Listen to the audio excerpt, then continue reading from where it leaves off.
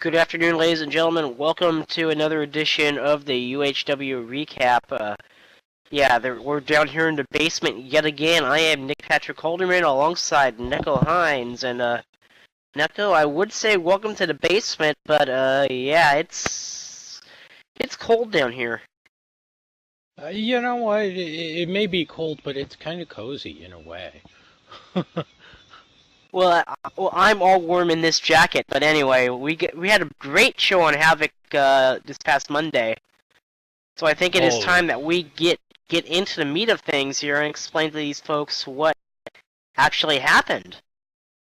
Well, I can tell you the first match was absolutely incredible because you see, you had the women's champion Anarchy. She was in action against the Black Rose, and Tara threw a Black Rose right at Anarchy. I mean, right off the bat, just threw the rose right at her, you know, and also started to trash talk her a little and even tried to slap her. Anarchy, of course, didn't take it lightly when she began to take down Tara early on. Tara, though, was able to gain a little bit of an advantage and tried to take down the champion. But Anarchy came back and took took every dirty trick in the book when you get down to it, because let's face it, the Fangs wrote the dirty book when it comes to that. So, of course, Anarchy kept coming back, and at one point Tara was ready to go against the ropes, but was tripped over by Crimson Fang. Personally, it looked more to me like she just tripped, but that gave Anarchy the opportunity to get Tara in the atomic belly-to-belly suplex, and followed it with a taste of chaos that made Tara tap out. And after a couple of low blows during the match by Tara, Crimson, of course, at the end of the match, Anarchy called Crimson into the ring, and Crimson decided to hit Tara with a Nightmare Lullaby to add insult to injury. Lesson learned for Tara: never low blow a Fang. Never do. No, never ends well. And the second match was Mac Galith and Wolfie Kessel. Mac still competing against Doctor's orders. Yeah. And both men were not 100% going into this, Neko. I don't think it was smart of Mac to be competing. Oh, no. It was one of those things where both men weren't 100% when you got down to it. And, I mean, Wolfie and Mac have had classic matches back and forth. One of your favorite lines during one of their matches is they had more counters in there than fast food restaurants combined. And both men, even though they weren't 100%, and Max still has a reconstructed elbow, Wolfie, of course, was injured in the arm, both men still agreed to go on with that match. With Wolfie and Max circling each other, the fans knew what they were going to expect, and despite all the injuries, both men gave it their best. They sure didn't. That was one hell of a match, and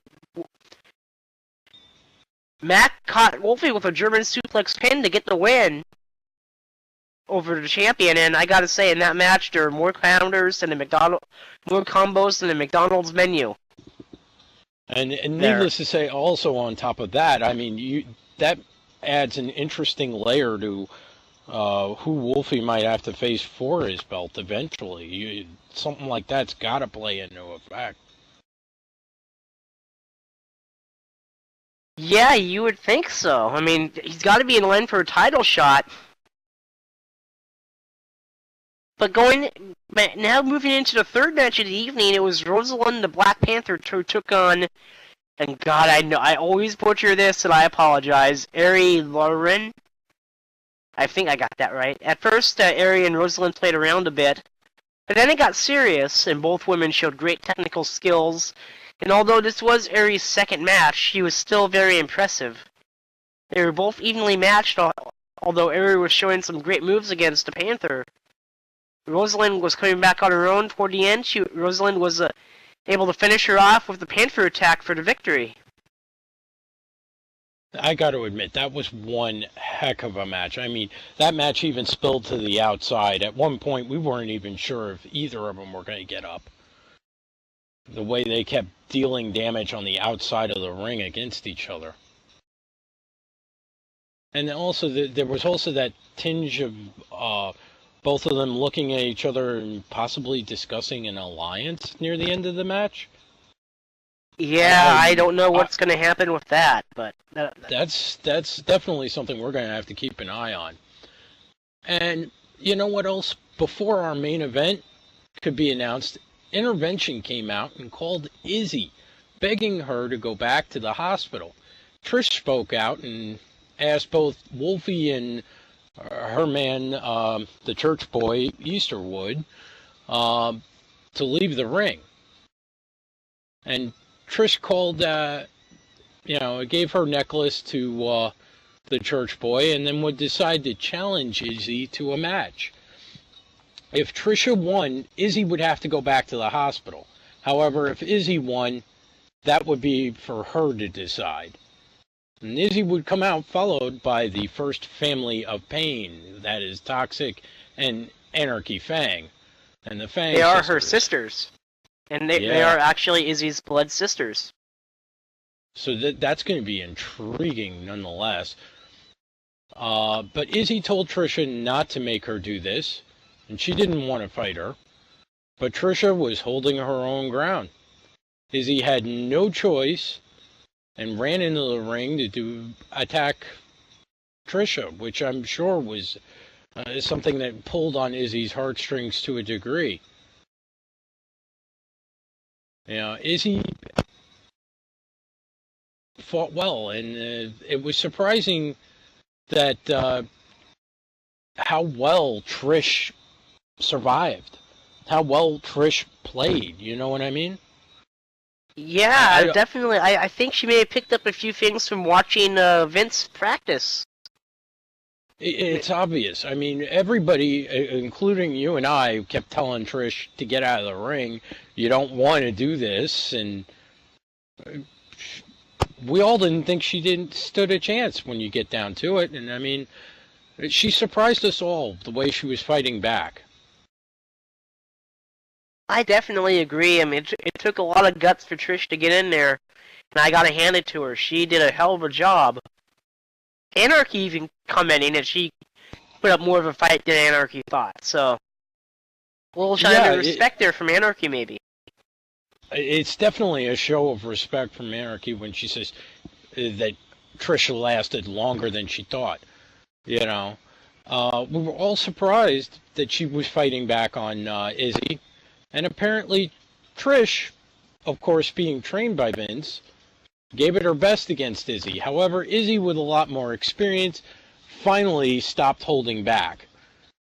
And Trisha tried to catch Izzy off with a pile driver, but Izzy countered it with a diving hurricanrana. Izzy was not done when she put Trisha in the double underhook facebuster, and followed it up with the Passaic River Plunge to defeat Trisha. Izzy's old music hit, and Izzy went over to Trisha and said she was sorry before leaving with her sisters in the Fangs. Indeed, it was.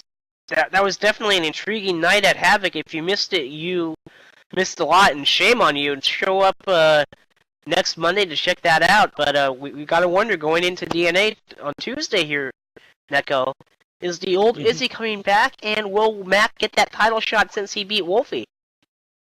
That's definitely something that we really have to keep an eye on now. I can't say enough. Indeed it is. You'll get these questions answered, and possibly more, maybe, as UHW presents DNA on Tuesday, which, if you're at the arena, you'll probably be watching this. But anyway, I'm down here in the basement in the control center for Neko Hines. This is Nick Patrick Halderman, and I think it's time we send it out to the people at the commentary desk. What do you say, Neko? Definitely, it's time to send it out, because I'm beginning to get claustrophobic in here. Yeah, and this thermostat is set on Arctic Discovery, so yeah, it's pretty cold. Anyway, until next time, folks, so long. See you soon.